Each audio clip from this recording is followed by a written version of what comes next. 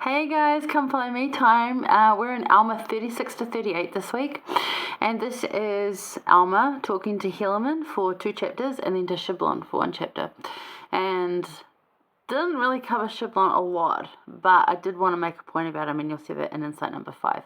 But first off, let's start in chapter 36, verses 3 through 16, which is Alma which is probably Helaman's heard this before, but Alma continues to, explains again the story of his conversion and the interaction he had with the angel and how all of that went. And I've sort of called it like before Jesus and after Jesus, because this is our conversion story.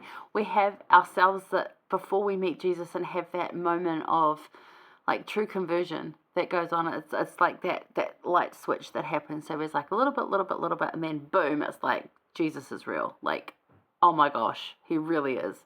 We thought he might have been, we've had some hints, but now we actually know.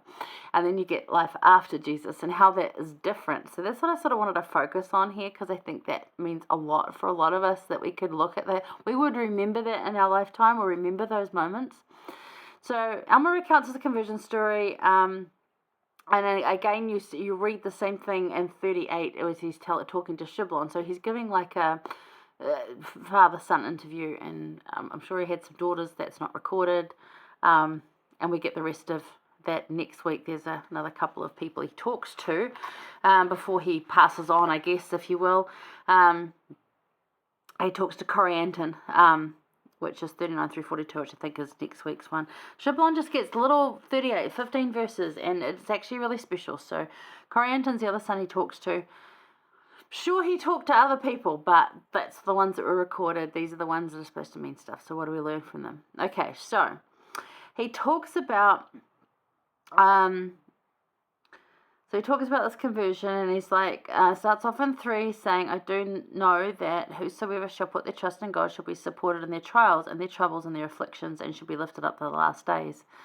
And and I would not that you think that I know of myself, not of the temporal, but of the spiritual, not of the carnal mind, but of God. As in, I've had these experiences. I know this of myself. I'm not just spouting about something that I don't know. I know this. I have felt it. I have been through it. Which Helaman probably knows, but again, good reminder, right? 5. Verse 5 says, Now behold, I say unto you, if I had not been born of God, I should not have known these things. But God has, by the mouth of his holy angel, made these things known unto me, not of any worthiness of myself. And then in 6, For I went about with the sons of Mosiah, seeking to destroy the church of God. But behold, God, remember, but God, sent the holy angel to stop us by the way. And then he goes on to tell the story, which we're familiar with, so I'm not going to get into that too much. Please go and read it again, though, because from the original telling of it, where Alma expounds it, like Alma the younger expounds it to his father, Alma the elder, is a different kind of vibe to now he's now telling his sons after everything he's been through. So it has a whole different thing to it, and it just is such a beautiful way that he's now telling his sons about this experience that he's had.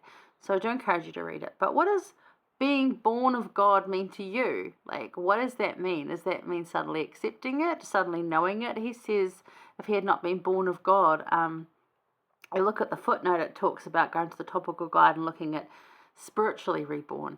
As in, I had this experience that completely changed me, a before Jesus and an after Jesus experience. But is it a one-time event? No, it's not. There'll be that big one-time thing that might happen, but it's a continual process. It's that relationship with Heavenly Father and with Jesus Christ that will continue through our lives.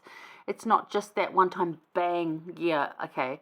It's like, yes, we can have that testimony, but we could know that someone...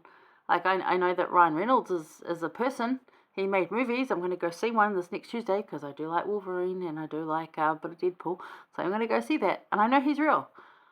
But, I don't have a relationship with him. I don't know him on a personal level. And yet I could know Heavenly Father and Jesus Christ on a personal level if I continue to have those relationships. So how does being born of God change you? Well, it makes you... It puts you in a different place. If you choose to continue to seek that relationship, you will have that. You'll be gifted that. You'll have that after Jesus experience where you get to be more Christ-like, where you understand him, where you see him into your life. You see God's fingerprints on everything. and your entire day, all the miracles that happen, all the little things that happen that before you would have pushed away as good luck or good fortune or whatever, and now suddenly God, and you see that. So how do you react? Like, what do you do? What is different? It changes how you react. You become a different person. You become, like, definitely Alma, as you see here, becomes a completely different person. Goes about from wanting to destroy the church to wanting to go preach to the Lamanites. And look how many they saved. Look what happened, which we've just read about in the last few weeks. So there's a lot of things you can do in there, and you can choose those things, and you can choose the pace at which it goes, and you can choose how much you want, but it does make you different. So yes, basically we can look at this as a before Jesus, after Jesus scenario. It's your conversion story and how each little bit grows your relationship with Christ. So yes, I had a conversion at some point where I went, actually, I really do want to follow Christ. And that might have been quite early on in my life, but that doesn't mean that it was consistent through my life. There's years and months and even now days where I'm just like, I really don't want to do that today. And it doesn't mean that I'm giving up on it. It's just not quite there yet today. But it happens through trials mostly, as you see in verse 3. It's like, if you put their trust in God, should be supported in their trials. So it's that it happens through trials when we examine things different because of our experience. What we've gone through is going to give us that experience to say, hey, I'm actually going to be more Jesus than not Jesus. I'm going to be more of this and not that.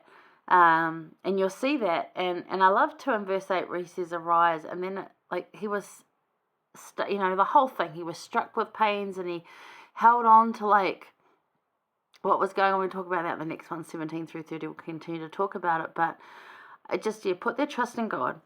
Who puts their trust in God will be able to get through that. And it's a hard thing to do, to have that 100% trust. I don't think any of us have 100% trust in God because we're human. It doesn't mean that we don't trust him. It's just that some days are just like, we're just not quite there yet. Some days we're at 50, 60. Some days we're at high 90s.